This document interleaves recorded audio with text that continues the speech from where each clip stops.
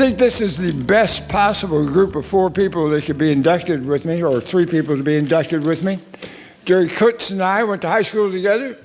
Tanya Harris was the first black professor at FSU and a longtime colleague of my wife at the College of Nursing. And Sam Ambrose has a great name. I feel like you should have been a saloon keeper in the Old West. Yeah. When I graduated from high school, I applied to Florida State University and to the University of Florida. I was accepted by both schools, but there's one reason above all others that I chose to enroll at FSU.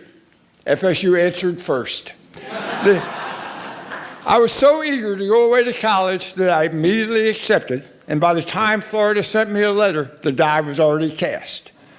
Today, I shudder to think what could have happened had the order been reversed.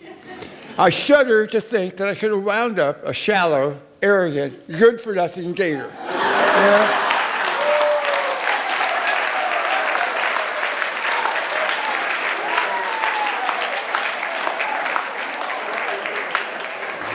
But it is by such small turns of kismet that lives are changed and improved. Mine was.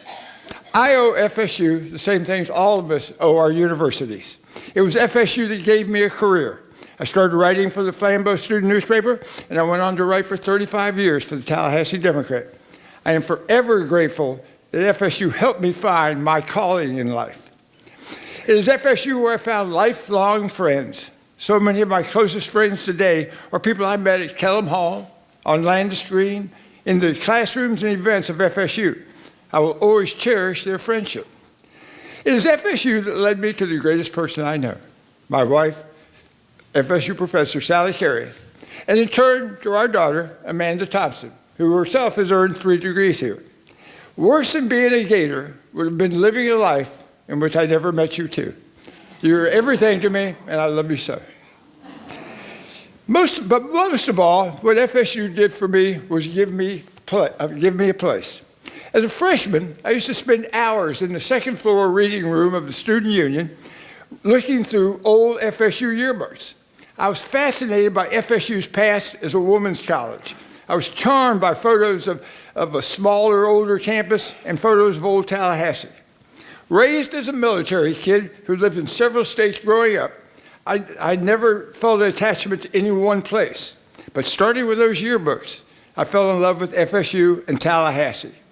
I fell in love with the physical beauty of the city and campus, the trees, the red brick buildings, the change of seasons. I fell in love with the traditions and history of FSU, from the odds and evens competitions of FSCW to the former professors and administrators whose names adorn FSU buildings, and to the educational and sports achievements that have been racked up here. I fell in love with the sense of place and permanence offered in this nook of North Florida, and I've remained here ever since. Tonight, I'm grateful to be one of the 288 members, Steve, 288 members of the FSU Circle of Gold, but I'm just as grateful to be one of the 320,000 living graduates of this institution.